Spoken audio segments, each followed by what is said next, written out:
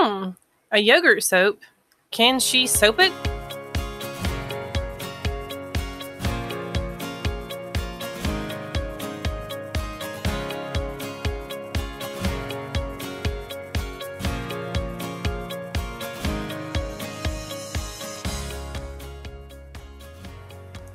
There are several ways to incorporate yogurt in cold processed soap.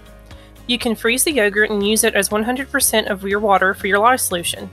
I chose to use a water discount and add yogurt for the remaining water.